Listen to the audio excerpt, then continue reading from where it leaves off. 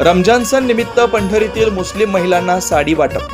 पंढरपूर सध्या रमजानचा महिना असल्याने पंढरपूर शहरात सर्वत्र पवित्र वातावरण आहे। समाजातील सर्वच आबालवृद्ध महिला मनोभावे उपवास करत असतात। या पवित्र सणात मुस्लिम महिलांना साड्या वाटप करण्याचे काम येथील माजी नगराध्यक्ष वामन बंदपट्टे आणि समाजसेवक अशोक उर्फ पिंटू शिंदे यांनी केलं। यावेळी महिलांकडून त्यांचं जोरदार स्वागत करण्यात आलं। रमजान महिना हा मुस्लिम समाजात पवित्र महिना मानला जातो। या काळात उष्णता अधिक असल्याने शरीरास पौष्टिक अशा शिरकुर्मा पदार्थाची लयलूट केली जाते।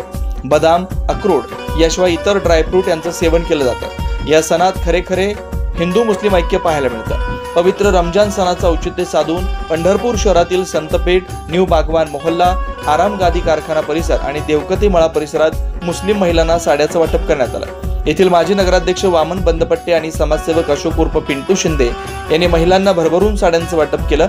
या पवित्र रमजान सणात महिलांना आर्थिक हातभार लावण्याचं काम त्यांनी केल्यानं त्यांचं मुस्लिम बांधवांकडून कौतुक करण्यात आलं।